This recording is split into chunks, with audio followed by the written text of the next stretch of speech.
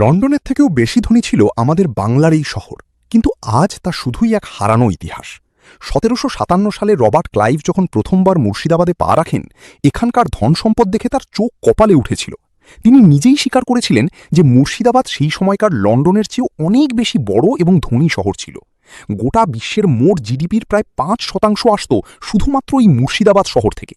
আর সেই সময়ের বিখ্যাত জগৎ শেঠ পরিবারের কাছে এত বিপুল পরিমাণ টাকা ছিল যে ব্রিটিশদের ব্যাংক অফ ইংল্যান্ডও তাদের কাছে শিশু। আজকের হিসেবে তাদের সম্পত্তির পরিমাণ ছিল প্রায় ৮ লক্ষ কোটি টাকা। ব্রিটিশরা নিজেদের কোম্পানি চালানোর জন্য এদের কাছ থেকেই টাকা ধার নিত।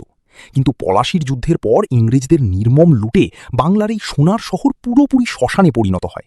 যে বাংলা একসময় একা গোটা বিশ্বের ১২% অর্থনীতি নিয়ন্ত্রণ করত, ২০২৬ সালে দাঁড়িয়ে সেই বাংলার জিডিপি আজ কোথায় নেমেছে তা আমরা সবাই জানি। আপনার কি মনে হয়, বাংলার এই করুণ অবস্থার জন্য আসল দায়ী কে?